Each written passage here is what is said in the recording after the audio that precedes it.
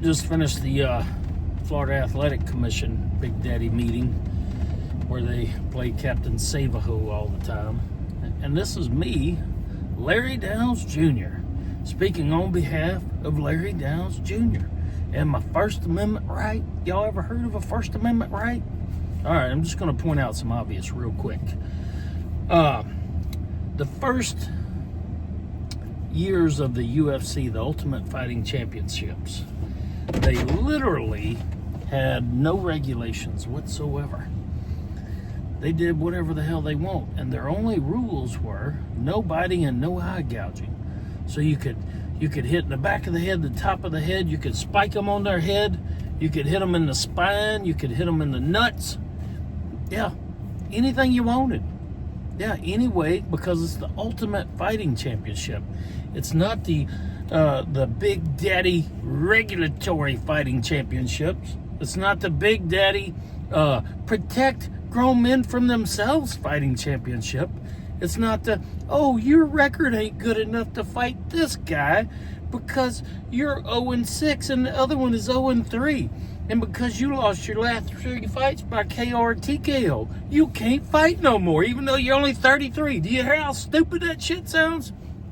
Just like Frank Gentile put on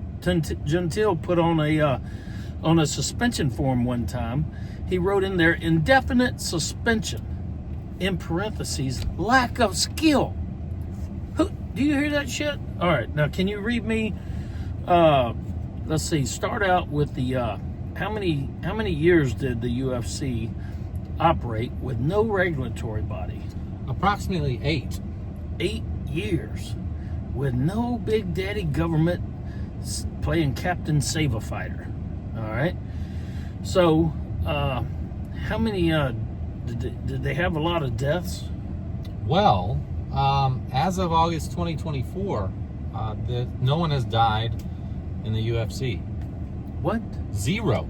Even though they operated 8 years without any Big Daddy government? Even though they operated 8 years without any Big Daddy government. That's amazing. And when they didn't have all the safety rules? And safety? And the weight divisions? Oh, no. Oh, my. Oh, my. How were they able to do that? How were girls... Oh, do you think they... you think there was any mismatches? I've probably seen some mismatches for sure. Yeah, they did quite a few. And they had no bureaucrats? Purposely. Then they had no bureaucrats to save them from mismatches? Nope. And they had good competitive matches, too? Oh, for sure. That went for like 30 minutes? Wow. They didn't have no rounds in the beginning. Oh, my. They didn't have a rest. They didn't have a rest period. Oh, now that sounds like a real fight. Golly. Can you believe it? The Ultimate Fighting Championships has now become the Ultimate Big Daddy Regulatory Overreach Fighting Championships. We might let you not fight. Them. The states No, not them, but them, yeah. but de facto them. Right, de facto. Because they have accepted the fact of regulatory bodies such as government agencies need to protect grown men from themselves. They accepted it, or otherwise they would have fought against it. Now, how many times do you think that they were, the UFC, in those days, how many times you think government regulatory bodies such as boxing commissions, senators, and other bureaucrats said that it was just brutal and that they're unethical and unprofessional for allowing this type of conduct and combat? Free men. Senator John McCain said a bunch of negative shit about them. Yeah. They were trying their damnedest to make it illegal. Illegal to fight in hand-to-hand combat, Ultimate Fighting Championship style. Because look how dangerous it is. That's so dangerous. And like you said earlier, meanwhile, there's only 2 states that have mutual combat laws. Yeah.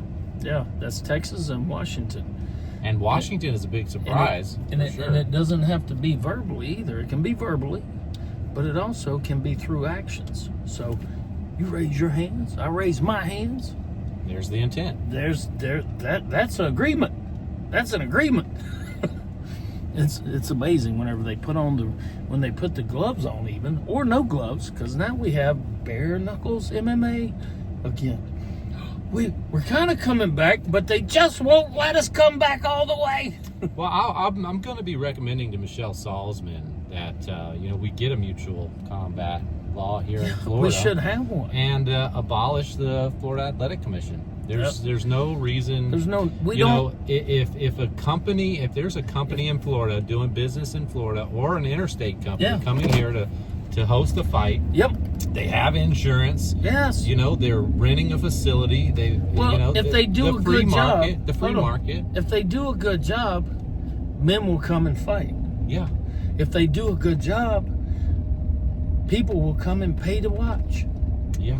If they do a bad job, people won't pay to watch. Fighters won't come to fight. Imagine that. Imagine some freedom in the land of the free and home of the brave. That's a slogan. That is a slogan that has been sold to us. So on Independence Day, we can run around with our little flags and pretend that we're free. Pretend that we have our own life, liberty, and pursuit of happiness. But in reality, we have bureaucrats and legislators and politicians that wouldn't step in a ring to save their life. No, they wouldn't. Not even to save their own life. Yeah. I mean, but men who want to do that have to beg and pay to do it. For freedom. You got to pay for freedom? Yeah. And Holy shit. If they say the wrong thing, they'll be thrown out. They'll be thrown out. If they piss off the right banty rooster dictator bureaucrat, it's all over. Anyways, I was just pointing out the obvious here. I'll drop in as soon as this rolls. I'm going to drop in those stats on the Ultimate Fighting Championship. It's amazing.